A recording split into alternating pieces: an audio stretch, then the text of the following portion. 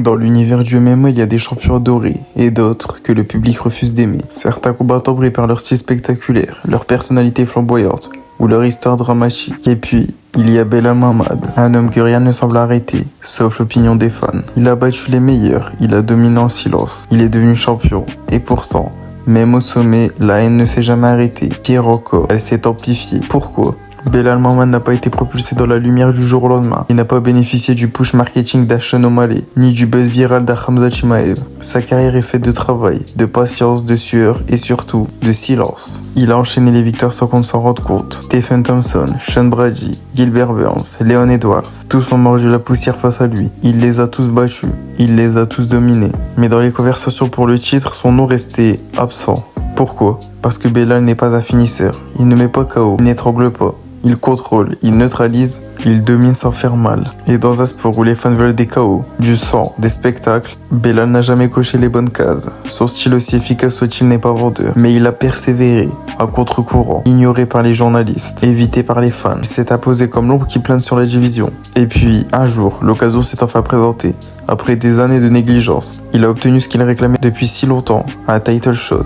Face à Leon Edwards, le champion au titre, Belal Muhammad n'était toujours pas le favori. On disait qu'il n'avait pas de niveau, qu'il avait volé sa place, qu'il n'était pas un vrai danger. Et pourtant, ce soir-là, il a tout fait taire. Dans un combat méthodique, intelligent, parfaitement maîtrisé, il a brisé la hype. Il a brisé Leon Edwards. Il est devenu champion incontesté des welterweight de l'UFC. Et pourtant, là encore, il n'a pas encore reçu l'amour du public. Pas d'ovation, pas de raz-de-marée médiatique, pas de documentaire Netflix. Non, juste une pluie de commentaires négatifs. Il ne mérite pas. Combattant ennuyeux, champion temporaire. Même en atteignant le sommet, Belal était perçu comme un imposteur.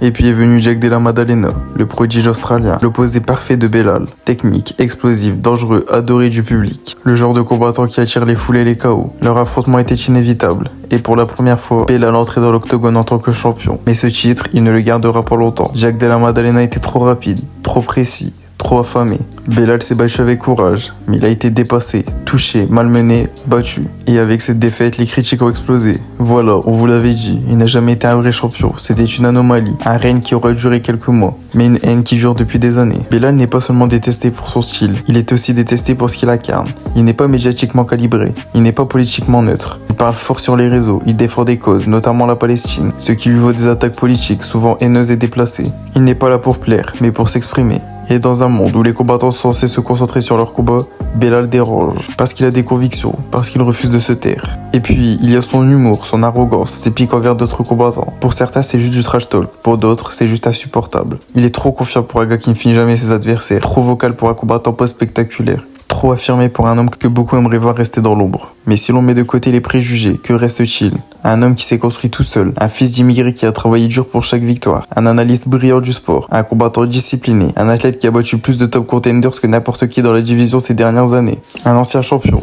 Et surtout, un homme fidèle à lui-même. Belal n'a jamais triché, il n'a jamais changé pour plaire, il a juste fait ce qu'il savait faire, gagner. Alors peut-être que Belal ne sera jamais le champion préféré du public, peut-être qu'il n'aura jamais le respect qu'il mérite, mais il aura toujours cette vérité avec lui, celle d'avoir marché sur la division à sa manière, dans le silence, dans le mépris, mais avec une efficacité glaciale. Il y a des champions qu'on aime, d'autres que l'on craint. Et puis il y a Belal, celui que l'on oublie, jusqu'au jour où il vous bat, celui qu'on déteste, parce qu'on ne peut plus l'ignorer. Belal Muhammad est peut-être tombé, mais dans les livres d'histoire du MMA, son nom, lui, restera.